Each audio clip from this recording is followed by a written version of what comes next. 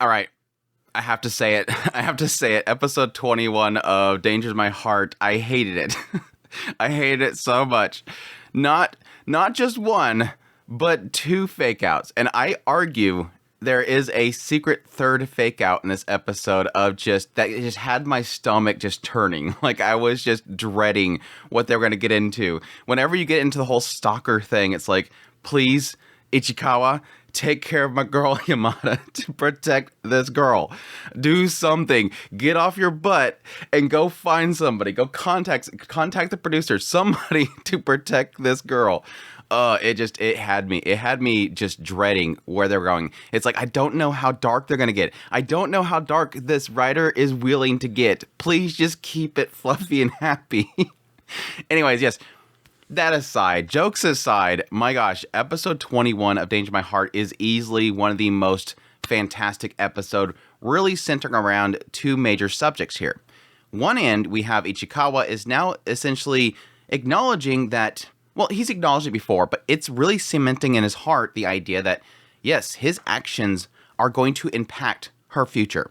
Everything I do with her can impact her future as a star, as an idol, all this kind of stuff. But I still love the fact that he's still pushing. Like, I have to say, I kept doubting my boy. Like, the entire episode going, he's gonna go, you know, like, it's too much. I'm going to ruin her career. I can't be with her. No, he's pushing. This boy pushing. Like, enough to even stand in front of the father and say, I like your daughter. It's my boy. Like, he is my boy. The other end is, yes, everything around Yamada. Her future. What she's doing. And, yes, the nastier side of the industry, which is, of course, you know, them having relationships and how it can affect their future and stalkers. All that stuff is there. But yeah, let's just jump into it. I don't think I'm going to do like a breakdown per moment of the episode itself. I just want to hit on these specific topics because I think they're so sporadic throughout the entire episode, so well kind of weaved throughout it that it's hard to kind of do scene by scene. The opening sequence here, or at least the later, well, yeah, the whole sequence with them in the bathroom was super cute. All these flags. But now going right into whole Sakura viewing, really quickly it brings up the subject about scandals. And this, again, is a huge part of this moment, and I think is probably going to be may possibly be a story arc for the rest of this entire core. But what they're really getting into here is, yes, they're talking about this one idol and how there's a scandal and everything, and he's even making his own comments, and then Moeka shows up, and they start making comments about it, and how Yamada has not changed and everything. But in here, it is really bringing into his mind the important discussion here, which is, yes, my being with Yamada is going to cause problems. And I like that he sort of gets an answer by the end of the episode, but throughout this episode, it keeps popping in his head that my being with her is causing problems. She's posting pictures at my house. Somebody's going to see that and know that I'm at somebody else's house. They're going to see this picture. They're going to see this picture. And that all kind of ties in with that pig otaku. And the idea that these people, there's a lot of people, I like how he puts it at the very end, there's a lot of people out there that are watching you with like a magnifying glass. They're watching you, they're watching famous people, waiting for them to slip up so they can destroy you. There's going to be people that there's people that are jealous, there's people that are that just hate you, there's people that love you too much, and this stuff is all going to destroy you. And they're waiting for you to slip up. The moment there's a picture posted where it's got a blue umbrella behind you, that's a boy. She's with a boy right now, and it could impact her future. And that's something that's just going to be, it's sadly a disgusting and sad part of reality. This is especially a thing in Japan, but make no mistake, it's not just a Japan thing. It's in the West as well. Whenever you have a famous star, a young famous star mostly, people want to view them as sort of their idol, their goddess, their loved one that's not really their loved one. And the moment they find out that they are in a relationship, people get angry. They get mad, like that's them. And I think it's more of a problem in Japan, at least from my perspective, because typically in Japan, it's sort of sold that way. They sell it that way, and it's like it's advertised that way. Come to the handshakes. They're your one special one. Support them, all that kind of stuff. It's all about the idea that the idol fan themselves is supporting them and giving them their funding and keeping them supported and keeping them going. They're in sort of a relationship. And I think it's kind of cultivating worldwide, globally, in this whole kind of, for lack of a better term, the simp culture. It's that idea of supporting somebody and expecting that they're doing it and that they're theirs. And that the moment they find, like, you have all these streamers and stuff, the moment they find out that they have a relationship, it's like everybody get angry. Oh my gosh, you're not supposed to have a relationship. You can't be with them. It's scary. And it's sad. It is really a sad thing. Yamada here should be allowed to have a relationship. But they're hinting at it over and over again that this is something that they're wary of. Even her manager is wary of the idea that, you know, in her industry, she can't really have relationships. Are you in a relationship with her? It's gonna impact her life. We need to know what's going on here. It's like everybody is like they almost have to tell them. And again, I do like the fact that despite those fears, they're still being pretty clear about it. Again, Yamada is telling her mom. Even after that whole situation, you don't have to tell me. You know, I lied to my mom as well. I won't tell you not to lie to me, but I'm going to be there for you. And how does she respond to that? Later on, what does Yamada do? She tells her mom. She's clear with her. She doesn't lie to her. I like Ichikawa. I like him. And it's like there's no hiding anymore because the whole situation with the phone, suddenly she's like panicking and then she's freaking out. She's crying. Ichikawa's over here. He's crying. I love that. I love that little touch, seeing Ichikawa crying. I was like, oh, my boy. He was scared for her. But yes, that's the other side of the whole situation, which is the whole thing with the Stalker, which, again, I'll admit I don't like fake outs. And again, I kind of got really mad the moment that we had. I was okay with the first fake out. I kind of hated it because I kind of knew it was going to be. I was like, yeah, it's probably going to be her mom. And yeah, sure enough, it's her mom. But the second one, I was like, please stop doing this. And then, like I said, there's a secret third one. But yes, the Stalker, Pig Otaku. Let's talk about Pig Otaku. At some point, Ichikawa, in seeing that there's like this talk about scandals and everything like that, he starts to check her social media, finds this Pig Otaku that's just seemingly obsessed. Now, the Pig Otaku themselves is interesting because it ends up being Niko, which is an oddity to me because the way they kind of play out Niko is that Niko has this Pig Otaku account, and it's sort of played out as if it is sort of a venting account. This is a side account of Niko's. She's a popular model, idol, and all this kind of stuff, gorgeous and everything like that. People love her. Yamada adores her. And it seems like they have this other account where they vent. And in this venting, we get a few degrees that I think Ichikawa himself sort of puts it all together himself. Like he admits to Yamada later on, I drew my own conclusions. I made up that boogeyman. She's like, I'm sorry about the whole phone thing. It probably scared you. He's like, no, it's not your fault. I sort of went too far in my own mind. With this whole situation, it sort of plays it out like there's a downfall of Niko in being Pig Otaku. That she's going into a very dark place. It's like these posts saying die, die, die, die, die. And again, I think Ichikawa connected those die, die, die, dies as she's saying that she wants to kill Yamada. He drew his own conclusions. But it still does kind of paint this picture that Niko's not doing good. Like, she's going into a very dark place. And it's done in almost a dramatic way towards Yamada and the situation to be a little bit comical in the end. But I think there's probably a deeper message here that I'm curious if they'll get into. That it's, like, by all accounts, it seems like Niko's in a very dark place. And Yamada is this sunshine for her. She essentially is an otaku. She is one of these deeper-rooted otaku that obsess over one person. And I really kind of hope that we'll eventually get into that. But so far, the surface level that we get is that downfall. We see her going darker and darker, and then she finds Yamada. And Yamada has been this, like, beacon of hope for her. She loves and adores Yamada. Doesn't want to express it directly to Yamada. It sort of hints it towards Yamada. But this is her dark secret side. This is her dangers in her heart. And I love how Ichikawa essentially connects himself to it. Yeah, I feel the same way. I've done the same way. I can't criticize Pig Otaku because I've been there too. I've had so much admiration for Yamada. And at some point that turned to this dark side for me. And yes, that was kind of tied in with everything that he's had before with the whole murder mysteries. He used that to push away people. It seemed like that eventually turned into his admiration of Yamada, which turned into his hatred for her and wanting to see her in blood and all that kind of stuff. That was all a sequence. And right here, we're kind of seeing the same thing with Pig Otaku. Or at least he's assuming that's the direction it's going. But it's not. She adores Yamada and wants to be at her side, but doesn't want to be public about it. She's hiding it. And so that plays in that whole situation. I like how at least Ichikawa is sort of connecting himself. A part I hate, is it, yes, eventually he sees that she posts that, yeah, she's in my hometown, gonna go see her, all that kind of stuff, and he freaks out. And then they FaceTime, and then she gets attacked from behind, she drops her phone, and Ichikawa just... nothing. I mean, yes, Ichikawa's freaking out. He's freaking out the entire time, but he's not taking action. And I'm like, boy, you see all these signs, and you're not gonna at least call somebody? It infuriated me. I'm sorry. It infuriated me. I would be down to her house. I'd be trying to contact her. I think he knows who the agency is. Contact the agency. Contact her producer. Contact somebody. Or at least after this, get a hold of somebody. Find a number. Because I would never want to have this situation again. I'd be calling somebody. Call somebody to find out what... Go to your mom.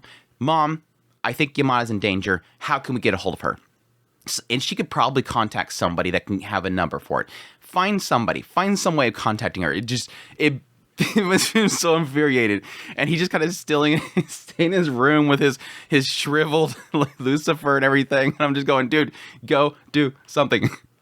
But yes, we kind of find out. He goes to their house, no matter if they hate me or not.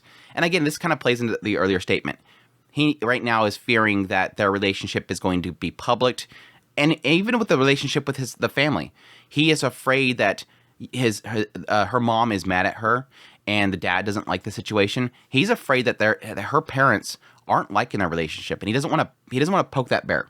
He doesn't even want to reveal that they're in a relationship, but he goes there anyways. So at least he finally acts. And I love that. Yeah, the father shows up, immediately takes him inside. You're cold. Come on inside. Here, have some tea. He likes the tea. The dad's blushing. So cute. But yeah, eventually. Yeah, they get the phone call, and it's Yamada on the other side, and she wants Dad to go to this drawn map where Ichikawa's house is. He immediately goes, oh, yeah, that's my house. Oh, yeah, she wants you to know that her phone's broken. Gives him the phone. Again, that tearful reunion. It was so freaking cute. She's like, I'm so sorry. I know you're worried. I worried you, all that kind of stuff. She's crying. He's crying. It's super cute. I like that, first when he first calls and hands it over to him, he answers it. It's literally the mom. Yuki, you just can't be without me for that long. I'm sorry, this is Ichikawa. But yeah, that was super cute. Super, super cute. And yeah, then the confession on both sides, which I thought was fantastic. It was just, my boy. Good job, my boy. And like I said, on Yamada's end, it's cute because, again, her mom says, I'm not going to tell you not to lie to me, but I'll support you. And here Yamada is not lying. I like Ichikawa. She's admitting that. So, super cute. But yes, the other fake out sees the post that knows where Yamada's at. He goes rushing over to that noodle place and, yes, finds her and Niko. And they go in there and he immediately realizes, oh, the third seat. It's obvious. Her makes the comment. She freaks out. He's like, why are you being so obvious about it? Now, here's the third fake out, by the way. When that happened, I'm like, okay, maybe she's freaking out because maybe she knows about Pig Otaku.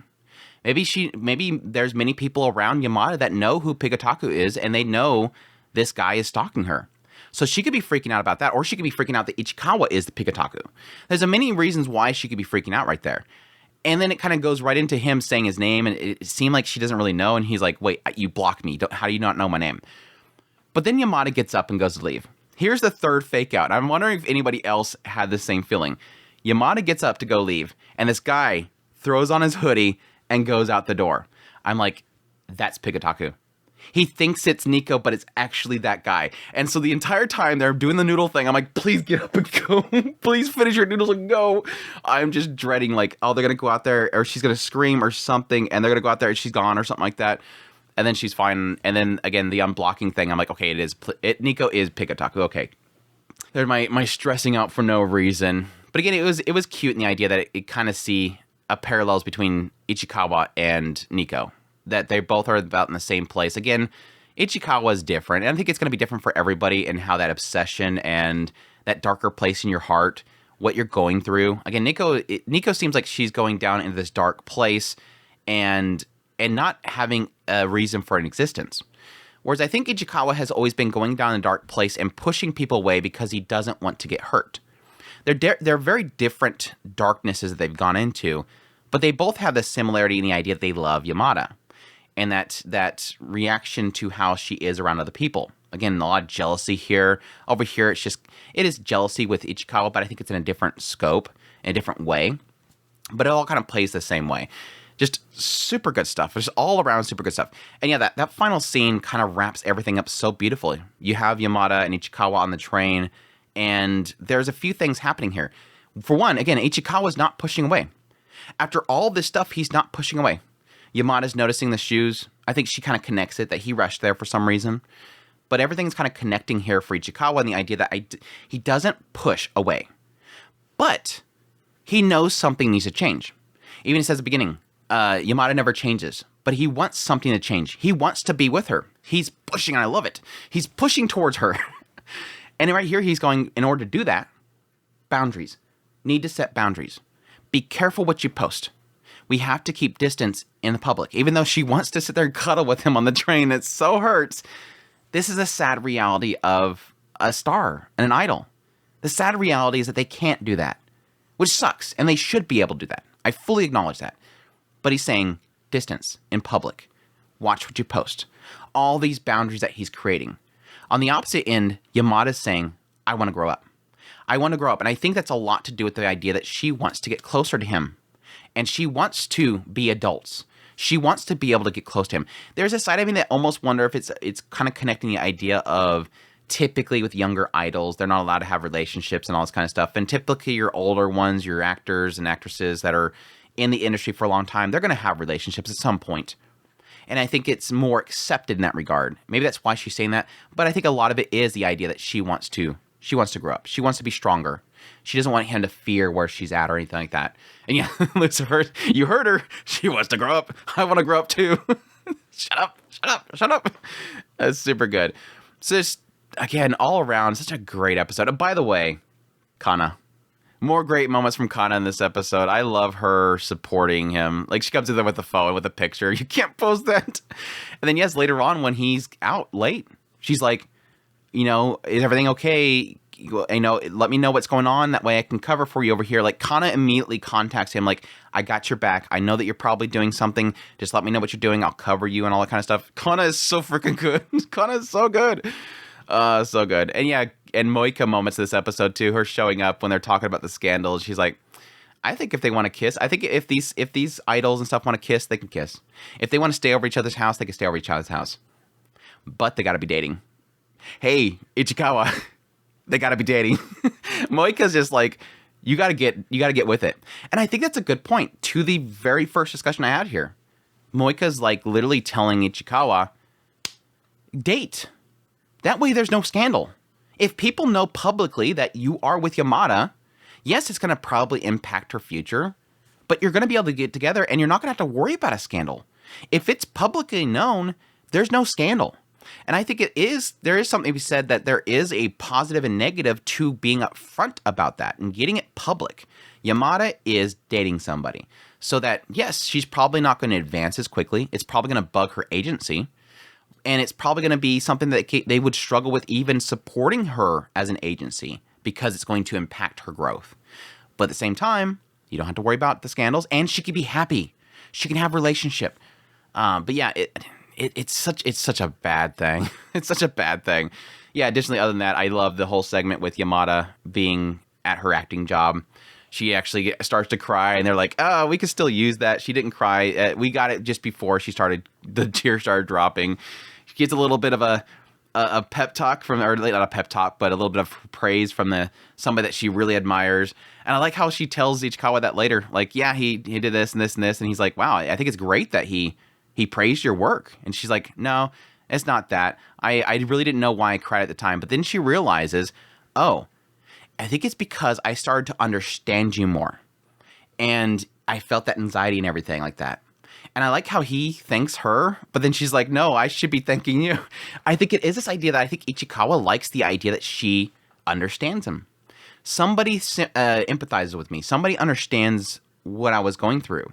At the same time, she's happy because, again, she learned something from that whole experience. But yes, it also plays into Ichikawa going, all that anxiety that I felt about her being over my house. Like, all this, I'm going crazy over the fact that she was at my house and it might turn into a scandal.